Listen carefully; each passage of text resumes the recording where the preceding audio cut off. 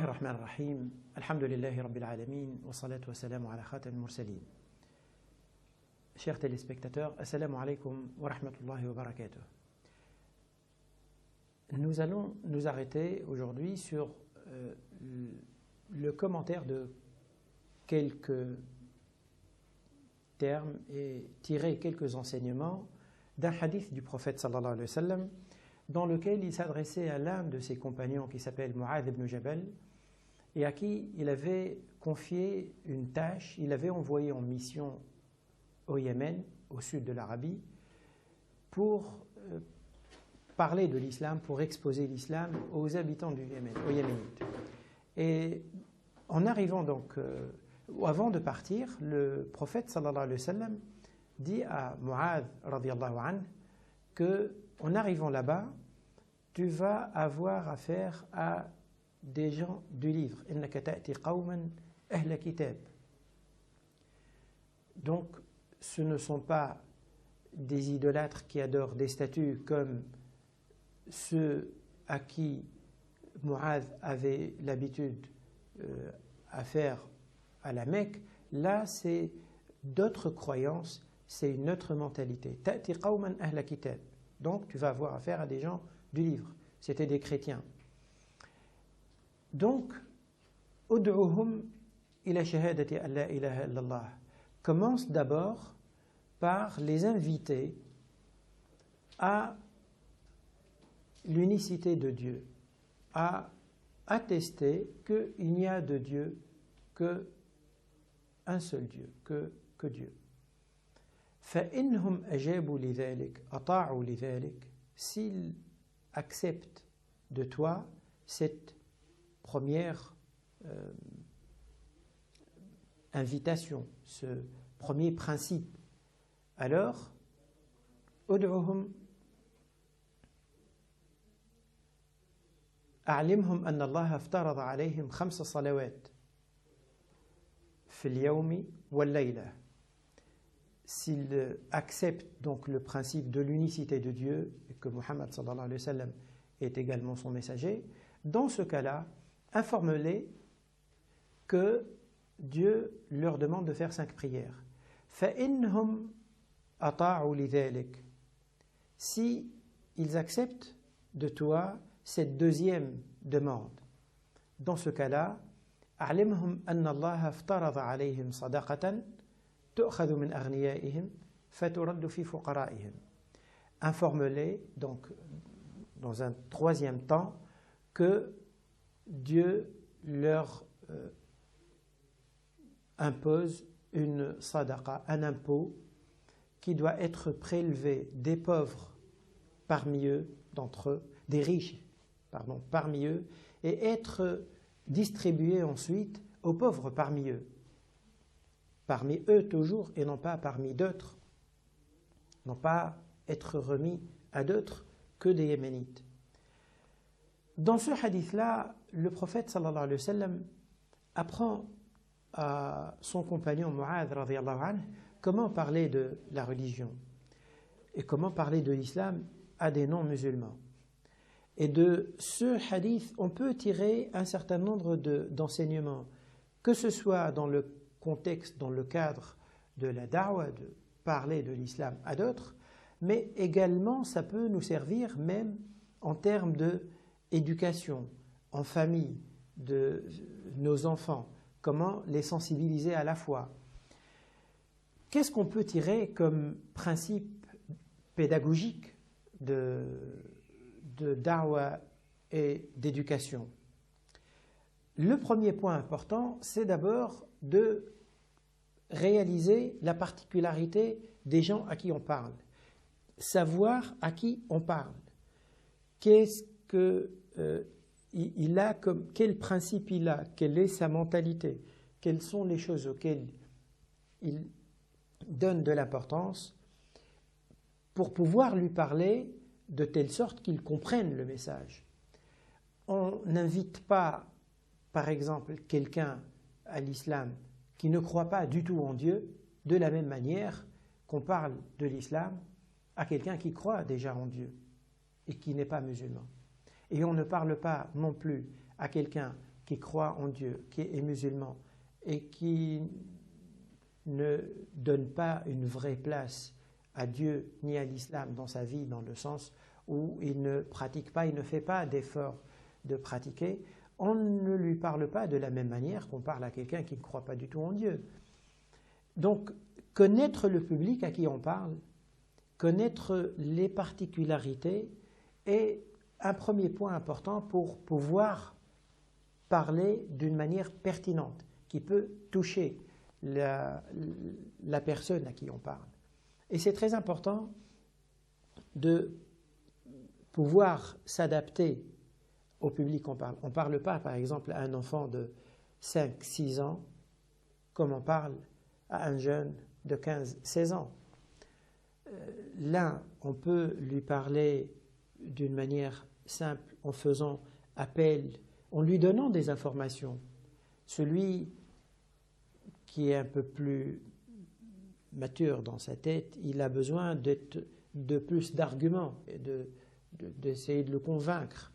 Et donc, c'est très important d'abord de réaliser à qui je parle et ne pas se dire « j'ai quelque chose à dire dans ma tête, il faut que je le dise, peu importe dans quel état d'esprit la personne qui est en face de moi, je dois le dire oui, mais d'une manière qui correspond à la personne qui est en face de moi. » Deuxième point important qu'on peut tirer de cette parole du prophète sallallahu alayhi wa sallam et ces recommandations qu'il a faites à Mu'adh radiyallahu anhu, c'est que le prophète sallallahu alayhi wa sallam, par quoi il avait commencé? Il a dit à Mu'adh de commencer d'abord par inviter les Yéménites à l'unicité de Dieu et à admettre la prophétie de Muhammad sallallahu alayhi wa sallam.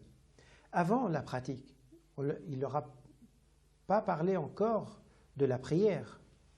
Ça veut dire que le point de départ dans lequel on commence à parler à quelqu'un de la foi, ce ne sont pas les questions d'ordre pratique. C'est d'abord lui parler de Dieu lui-même, de lui expliquer qui est Dieu, de lui faire connaître, de le sensibiliser au fait que c'est un être qui est un être à part, qui ne ressemble à rien aucun être que nous connaissons. Donc, qui est le tout miséricordieux, qui est le bienveillant, qui est celui qui nous a donné la vie, la santé, les moyens que nous avons, la famille qui nous entoure, tous les biens dont nous jouissons viennent de lui. Et il a commencé à nous donner déjà quand on est arrivé à ce monde, alors qu'on ne pouvait pas bouger le petit doigt. Commencez d'abord à sensibiliser à Dieu. C'est le point de départ. Et puis viennent par la suite d'autres recommandations. D'ailleurs, Saïda Aïcha radiyallahu anha avait dit un jour que les premières révélations qui ont été faites au prophète Muhammad sallallahu alayhi wa sallam, elles ne parlaient pas de la prière, elles ne parlaient pas de l'interdiction de l'adultère ou d'une interdiction quelconque, elles venaient leur parler de Dieu, du paradis, de l'enfer. Et ce n'est qu'au moment où les musulmans ont compris le rapport de cette vie à la vie de l'au-delà, le paradis, qu'est-ce qu'il représente, et que c'est lui la vraie vie, ce n'est qu'en ce moment-là que Allah subhanahu wa ta'ala a fait des révélations par la suite dans le Coran, dans lesquelles il a abordé des questions d'ordre pratique, dans lesquelles il y a les différentes règles, les différentes obligations de l'islam. Le troisième point important également qu'on peut tirer de ce hadith, c'est qu'il faut procéder par étapes. On ne donne pas d'un trait, d'un coup, l'ensemble des informations qu'on veut donner à la personne à qui on parle de l'islam.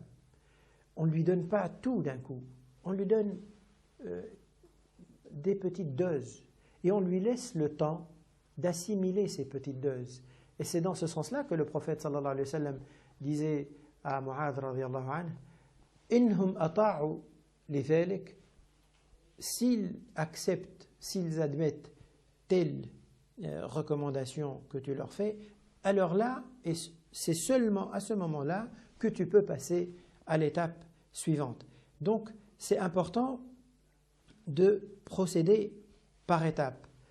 Une autre leçon à tirer, un autre enseignement très important, c'est que le prophète sallallahu alayhi wa sallam avait dit à son compagnon Mu'adh, il lui a dit « A'limhum » informe-les, tu vas rencontrer des gens du livre, informe-les. Il ne lui a pas dit impose-leur, il leur a dit donne-leur l'information. Et c'est eux ensuite qui choisissent, qui acceptent ou qui refusent. Le choix leur revient à eux, la décision leur revient à eux. Ton rôle, toi, dans la diffusion de la parole de Dieu s'arrête au niveau de transmettre l'information. Et c'est la personne qui reçoit l'information qui, elle en fait ce qu'elle veut, et c'est elle qui est donc responsable par la suite de son choix. Ta responsabilité, elle s'arrête au niveau de la transmission de l'information. Et c'est très important de se rappeler ce point-là pour celui qui fait la da'wa, pour celui qui enseigne, pour celui qui éduque ses enfants. Parce que des fois, on peut être tellement tenir à ou sentir l'importance du message que nous transmettons à tel point qu'on met trop de pression sur la personne à qui on parle, et des fois, plus on met la pression, plus la personne elle a tendance à prendre une distance et se sentir harcelée en quelque sorte, alors qu'elle veut que le choix émane d'elle-même.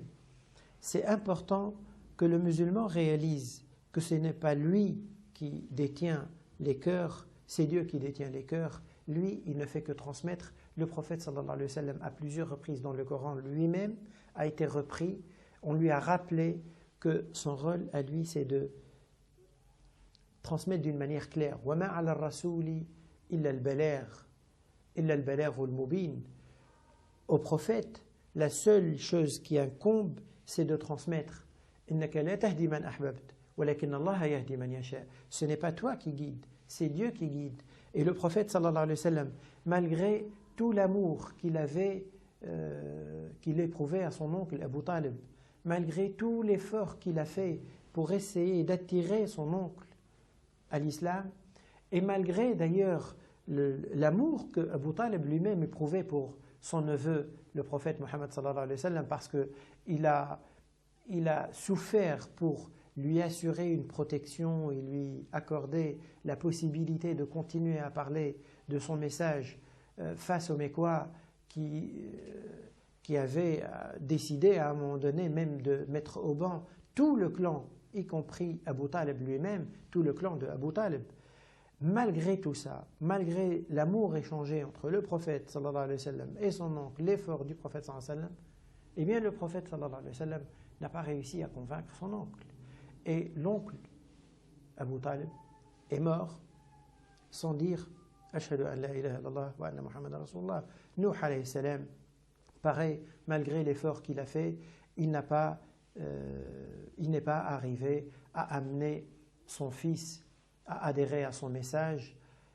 C'est sûr que ça fait mal, très mal au cœur d'arriver à une situation comme ça, mais malheureusement, ou en tous les cas, la logique des choses dans cette vie est comme ça, c'est que l'être humain est libre de son choix et on ne peut pas agir à sa place, on ne peut pas, à plus forte raison, le forcer à adopter un choix quelconque. C'est très important quand on a à transmettre le message de l'islam ou faire un rappel à un proche, un ami, en famille, dans notre entourage, de savoir s'y prendre et de s'inspirer de cette pédagogie du prophète sallallahu alayhi wa sallam.